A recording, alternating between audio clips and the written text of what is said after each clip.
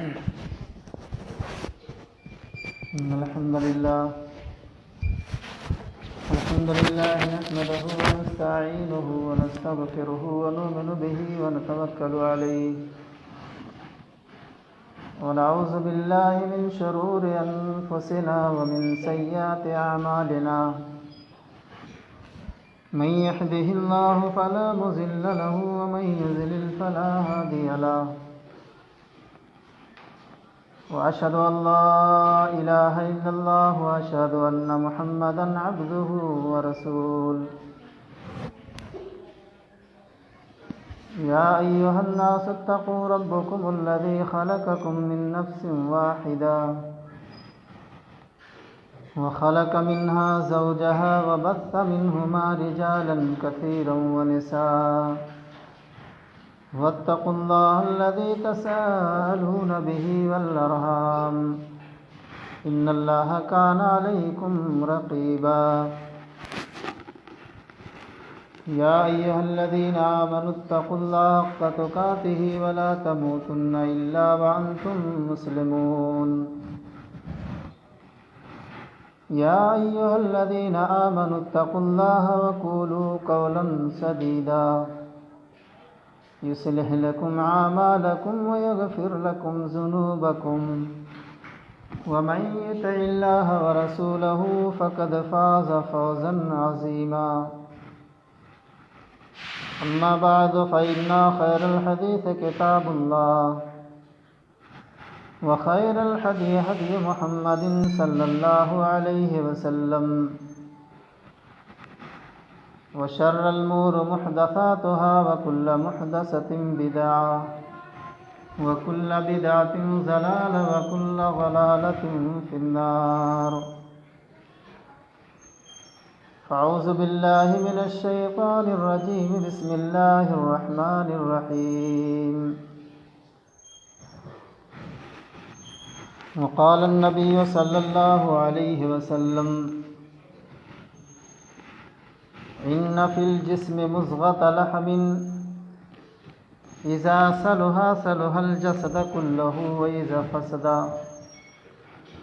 وإذا فسد فسدت الجسد كله ولا وهي القلب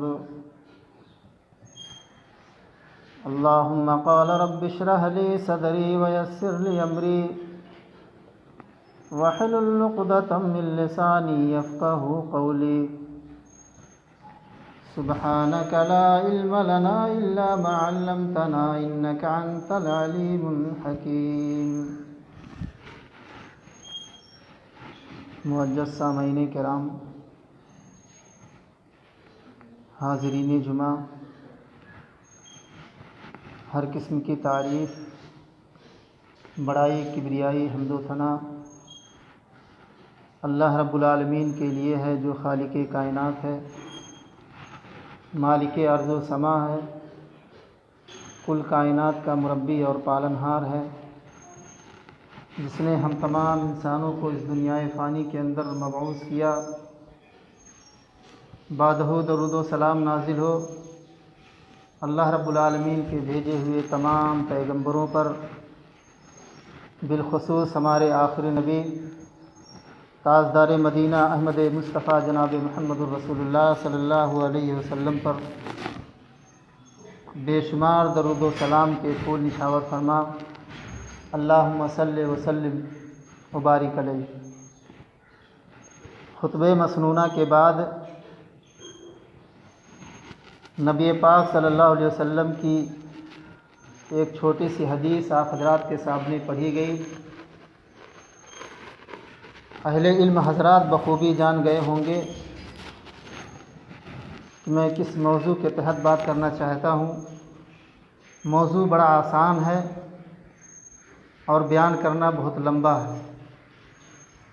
وقت کی قلت اور شادمانی کی وجہ سے بہت ساری باتیں رہ جاتی ہیں۔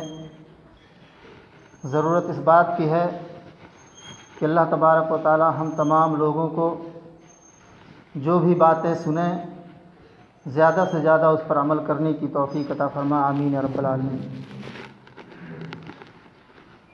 اللہ کے نبی جناب محمد رسول اللہ صلی اللہ علیہ وسلم بیان کرتے ہیں کہ انا فی الجسم مضغۃ لحم اذا صلح صلح الجسد كلہ واذا فسد فسدت الجسد كلہ ولا وهي القلب. انسان کی باڈی میں، انسان کی شریر میں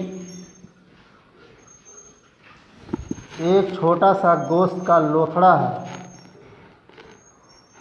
ہر انسان کے جسم میں ہے، ہر جانور کے جسم میں اللہ تبارک و تعالیٰ نے گوشت کا ایک ٹکڑا بنایا ہے.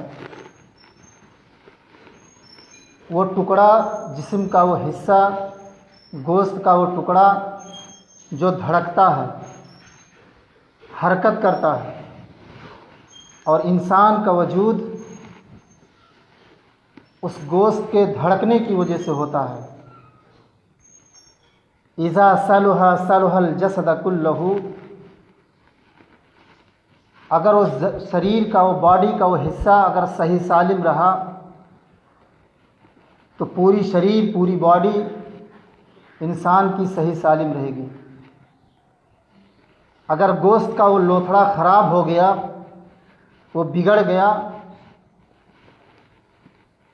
تو انسان کتنا ہی نوجوان کیوں نہ ہو وہ بیکار ہے. ذالک وحی القلب، اور وہ گوشت کا ٹکڑا، وہ دھڑکنے والا چیز وہ دل ہے. دل انسان کے جسم میں جو چھوٹا سا جو دو ڈھانچوں کے بیچ میں اللہ رب العالمین نے ایک بہترین نازک چیز بنایا ہے، جس کی انسان کا وجود اسی پر منحصر ہے. اگر وہ بگڑ جائے، وہ خراب ہو جائے تو انسان کا وجود بگڑ جاتا ہے. اگر وہ حرکت کرنا بند کر دے تو انسان کا وجود ختم ہو جاتا ہے.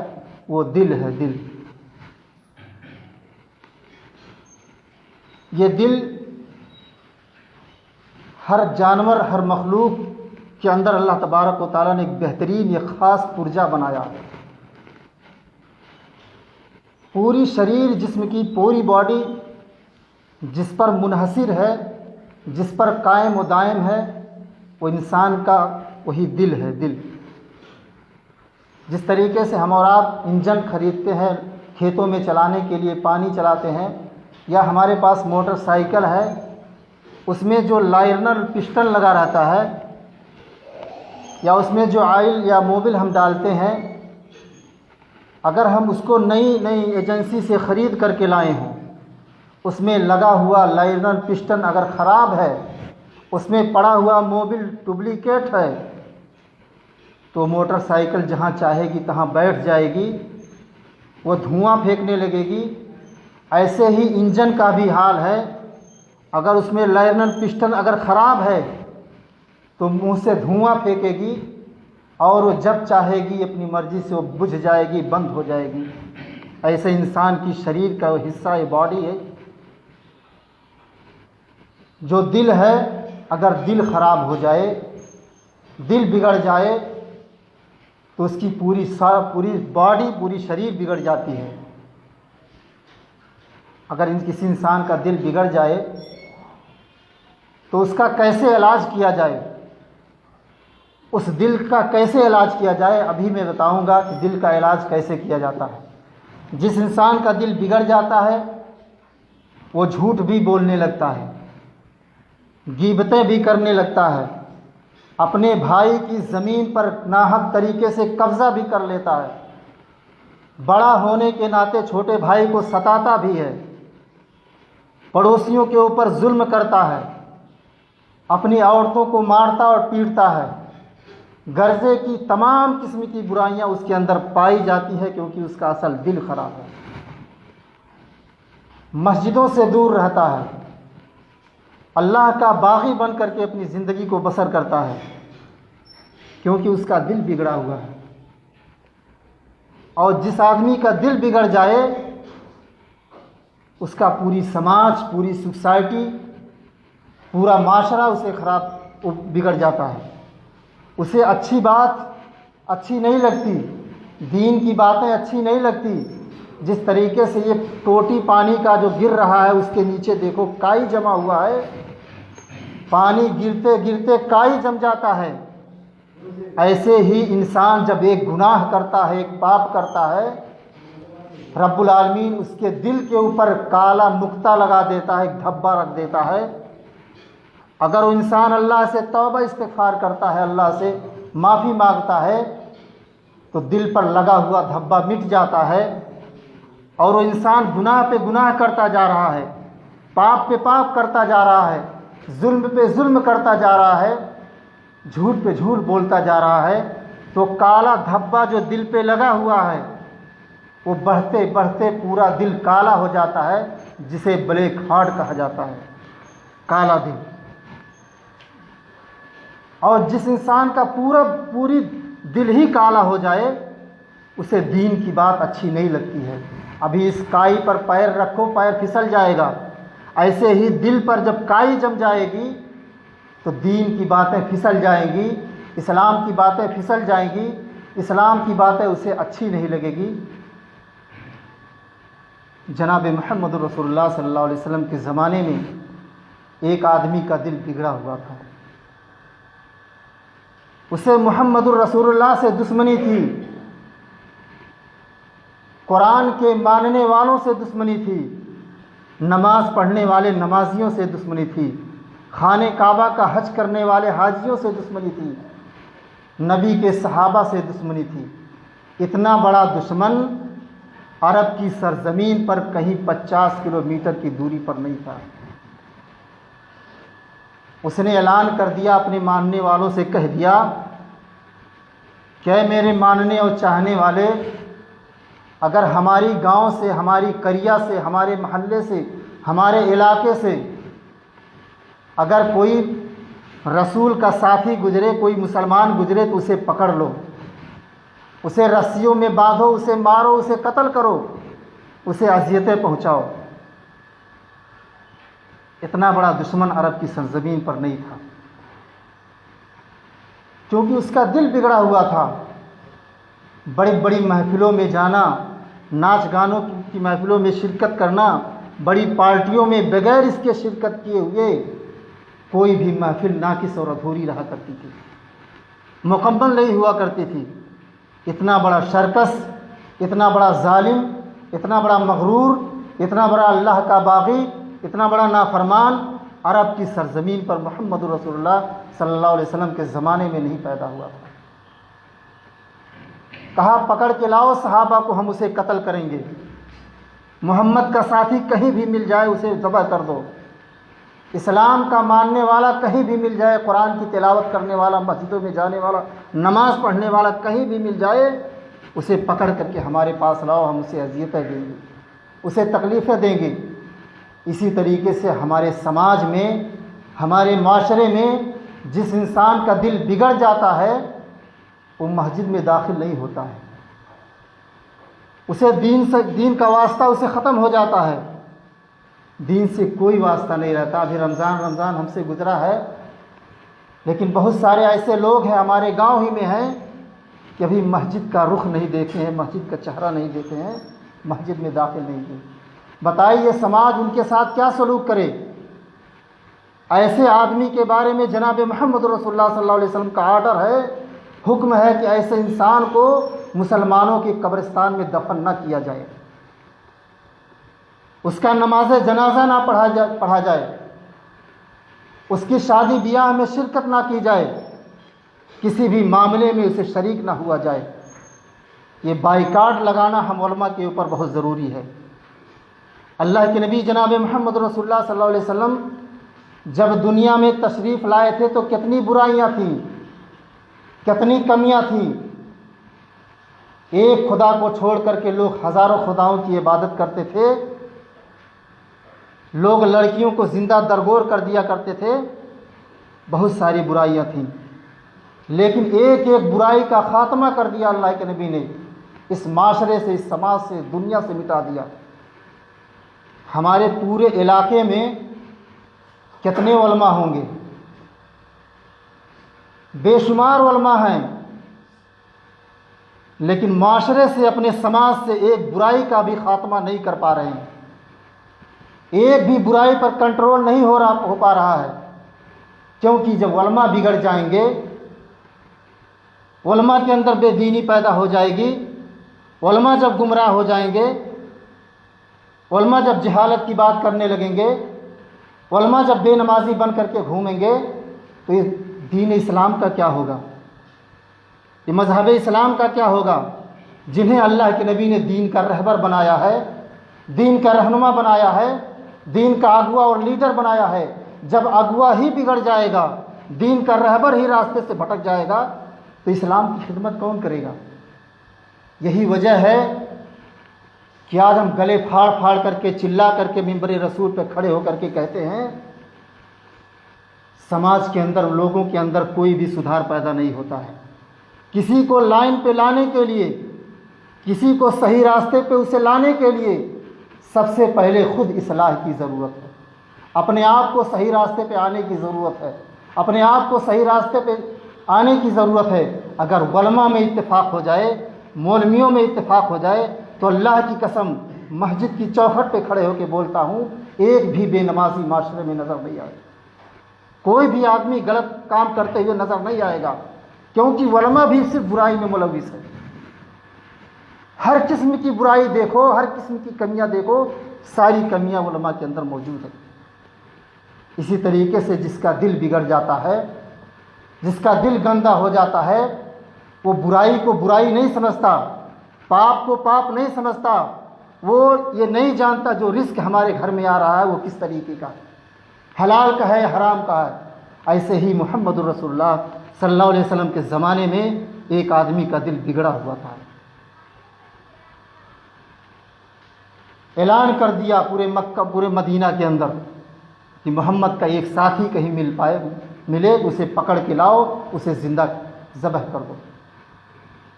ایسا ہی ظلم کرتے کرتے، ظلم زیادتی کرتے کرتے مسلمانوں کو ستاتے ستاتے بوڑھا ہو چکا، ہاتھ پیر جواب دے چکے، اب اس کو نہ رات میں نیند آتی ہے، نہ دن میں سکون ملتا ہے، بے چینی پورے دل پہ چھائی ہوئی ہے، کیونکہ اندر سے دل بگڑا ہوا ہے، اندر سے دل گندا ہو چکا ہے۔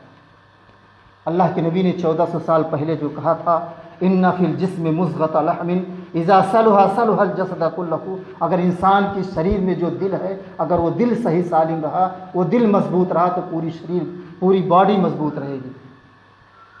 وہ آدمی، وہ سردار اپنے دل کا علاج کے لیے روس گیا، مصر گیا، فلسطین گیا، بڑے بڑے ملکوں کا دورہ کیا کہ تاکہ اس کے دل کا علاج ہو جائے، لیکن کہیں بھی اس کے دل کا علاج نہیں ہوا۔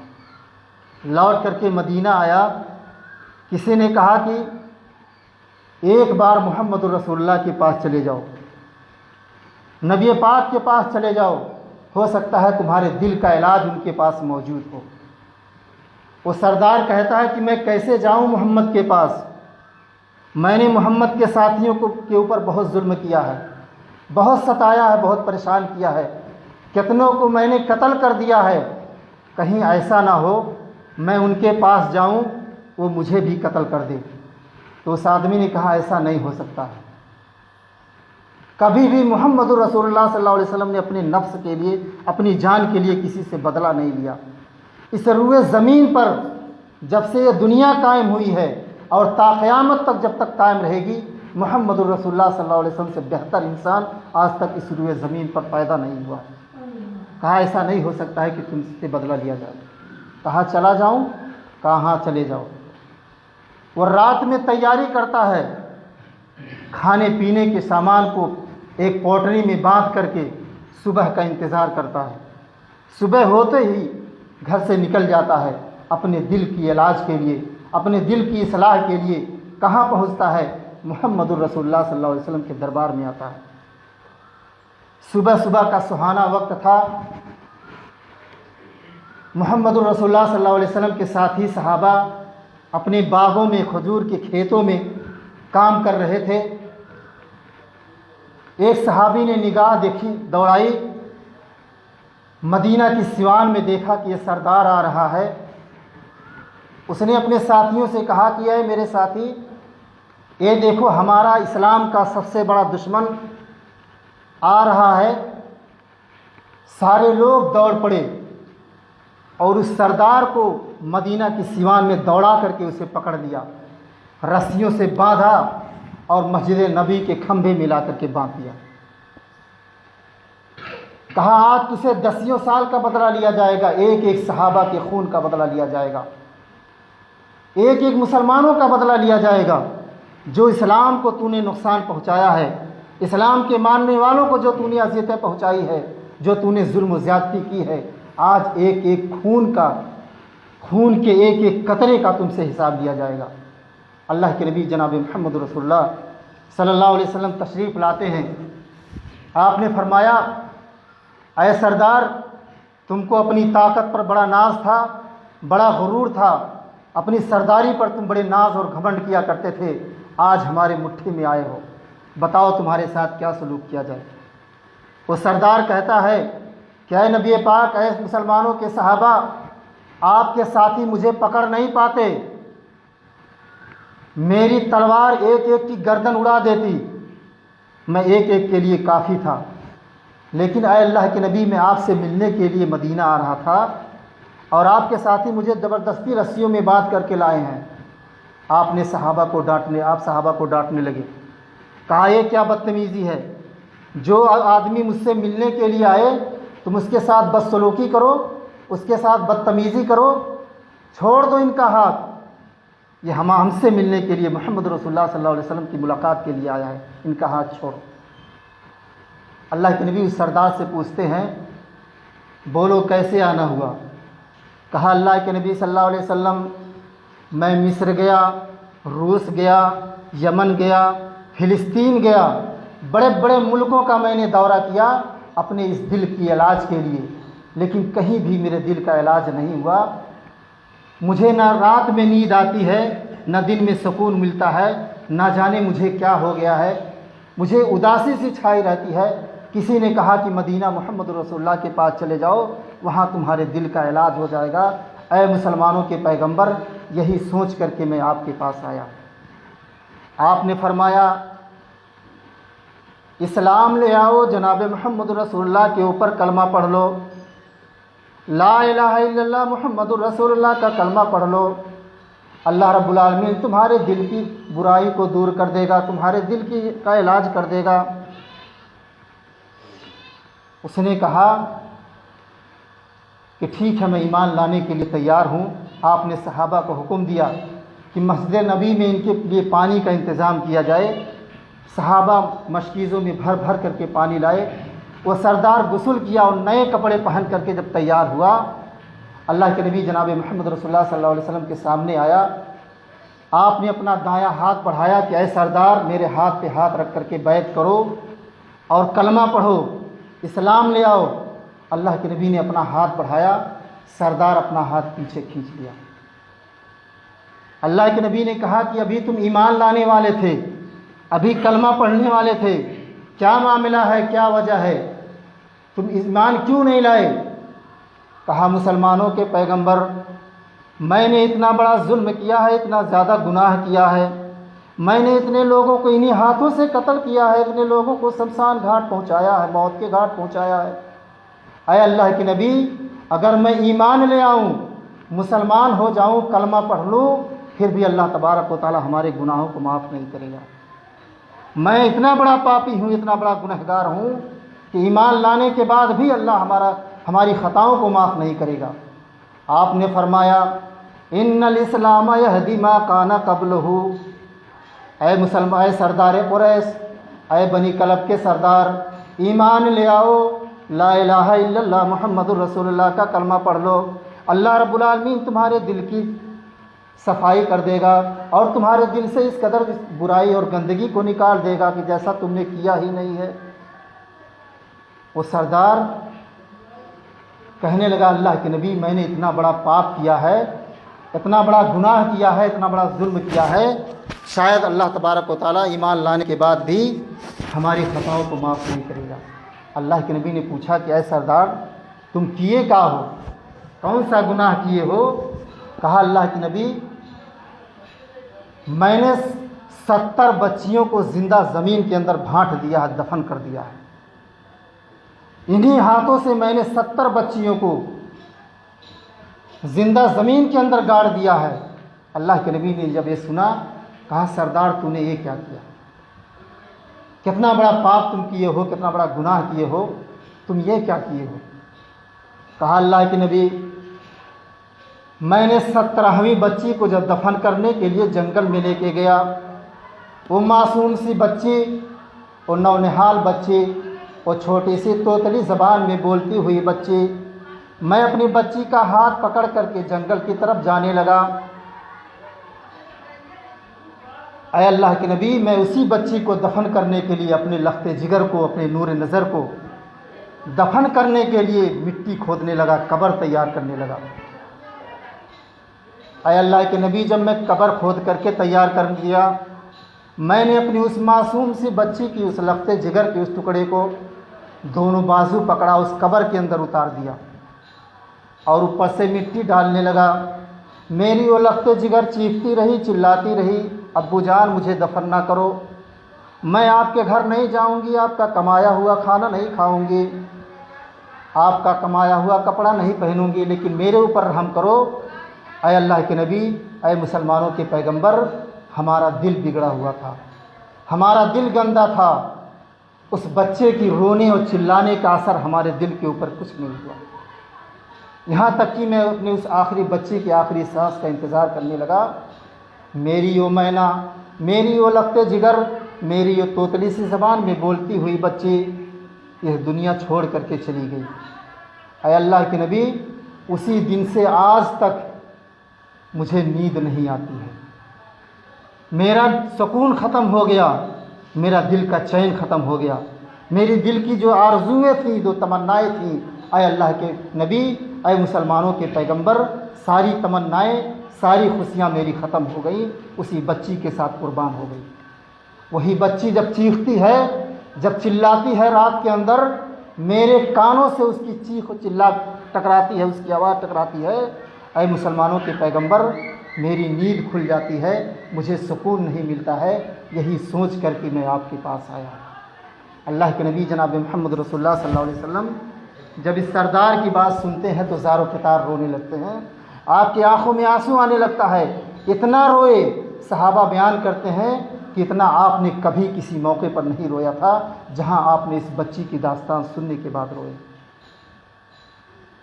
آپ نے فرمایا ان الاسلام یہدی ما کان قبلہ یا دہیۃ القلب، اے بنی قلب، اے دہیۃ القلب، اے مسلمانوں کے سردار، اے کفار رئیس کے سردار، ایمان لے آؤ، میرے ہاتھ پر ہاتھ رکھ کر کے بیعت کرو، کلمہ پڑھو، اللہ رب العالمین تمہارے دل کو صاف کر دے گا، تمہاری گندگی کو صاف کر دے گا، تمہارا دل اس طریقے سے پاک و صاف کر دے گا جس طریقے سے ایک بچہ بھی نونہال ماں کے پیٹ سے جنم لیتا ہے۔ وہ کلمہ پڑھ لیا، اس صحابی کا نام دہیۃ القلبی ہے، وہ کلمہ پڑھ لیتا ہے، ہنس ہنس کے ایمان لے آتا ہے۔ اللہ کے نبی جناب محمد رسول اللہ صلی اللہ علیہ وسلم اس سے بیان کرتے ہیں کہ اے سردار ابھی تم اپنے ملک نہ جاؤ، اپنے گھر نہ جاؤ، یہیں صحابہ میں رہو، صحابہ کے ساتھ وضو بنانے کا طریقہ سیکھ لو، نماز پڑھنے کا سلیقہ سیکھ لو، انہیں میں رہو، 8 دن تک رہو۔ 8 دن تک وہ سردار مسلمانوں کے ساتھ رہا۔ 8 دن کے بعد جب چلا گیا، کچھ دنوں کے بعد حضرت جبریل وہی لے کر کے آئے اللہ کے نبی کے پاس، تو اسی دہیۃ القلبی کی شکل میں آئے، اسی صحابہ کی شکل میں آئے۔ تو اللہ کے نبی نے جب حضرت جبریل کو دہیۃ القلبی کی شکل میں دیکھا تو کہنے لگے کہ تم تو یہاں سے چلے گئے تھے، تم تو اپنے ملک چلے گئے تھے، اپنے گھر چلے گئے تھے، پھر دوبارہ کہاں آئے ہو؟ تو مسکرا کر کے حضرت جبریل جواب دیتے ہیں کہ میں دہیۃ القلبی نہیں ہوں، میں اللہ کی جانب سے بھیجا ہوا حضرت جبریل ہوں، میں فرشتہ ہوں۔ دہیۃ القلبی کی شکل اللہ رب العالمین کو اتنا زیادہ محبوب تھا، اتنا زیادہ پسند تھا کہ اس نے کہہ دیا کہ اے میرے فرشتے، اے جبریل، آپ جب نبی پاک کے پاس وہی لے کر کے جانا تو اسی صحابہ دہیۃ القلبی کی شکل میں لے کر کے جانا۔ میرے دوستوں بزرگوں، کہنے کا مطلب یہ ہے کہ جس انسان کا دل بگڑ جائے، جس انسان کا دل گندا ہو جائے تو برائی کو برائی نہیں سمجھتا ہے، پاپ کو پاپ نہیں سمجھتا ہے، اور اس کا علاج کیسے ہوگا؟ اسی مسجد میں ہوگا، اسی مسجد میں ہوگا، وضو بنانے سے ہوگا، سبحان اللہ استغفر اللہ کہنے سے ہوگا۔ اب تک جو تم پاپ کیے ہو، جو گناہ کیے ہو، اس گناہ کی توبہ استغفار کرنے سے ہوگا۔ اللہ کے نبی جناب محمد رسول اللہ صلی اللہ علیہ وسلم بیان کرتے ہیں، ان فی الجسم مضغۃ لحم اذا صلح صلح الجسد کلہ واذا فسد فسدت الجسد کلہ۔ انسان کی باڈی میں، انسان کی شریر میں اللہ تبارک و تعالیٰ نے گوشت کا ایک نازک ٹکڑا بنایا ہے جسے دل کہا جاتا ہے۔ اگر وہ دھڑکنا بند ہو جائے تو انسان کا وجود ختم ہو جاتا ہے، اور جب یہ دھڑکنا چالو کر دیتا ہے، اچھے طریقے سے دھڑکتا ہے تو انسان کہلاتا ہے۔ جب دھڑکنا بند ہو جاتا ہے تو انسان کا وجود ختم ہو جاتا ہے۔ اللہ رب العالمین سے دعا گوں کہ رب العالمین ہم تمام لوگوں کو اپنے گناہوں کی توبہ استغفار کرنے کی توفیق عطا فرما۔ اے اللہ، ہم میں سے جو گناہ کر چکے ہیں، جو پاپ کر چکے ہیں، رب العالمین ہمارے گناہوں کو توبہ استغفار کرنے کی توفیق دے۔ رب العالمین تو ہمارے گناہوں کو معاف فرما دے۔ رب العالمین تو ہماری خطاؤں کو معاف فرما۔ اے اللہ، ہم میں سے جو مسجدوں سے دور ہیں، نماز سے دور رہتے ہیں، رب العالمین تمہیں نماز پڑھنے کی توفیق عطا فرما۔ اے اللہ، ہم میں سے جو بیمار ہیں انہیں شفائے کلی عطا فرما دے۔ رب العالمین ہم میں سے جو اس دنیا سے جا چکے ہیں، رب العالمین تو ان کی قبر کو نور سے بھر دے۔ الہی، جسم میں جب تک کہ میری جان رہے تجھ پہ صدقے میرے محبوب کے قربان رہے یا نہ رہے، پر یہ دعا ہے کہ امین نزا کے وقت سلامت میرا ایمان رہے۔ بارک اللہ لنا ولکم فی القرآن العظیم ورفعنی وإیاکم بالآیات والذکر الحکیم، انہ تعالی جواد کریم بلکم برؤف رحیم۔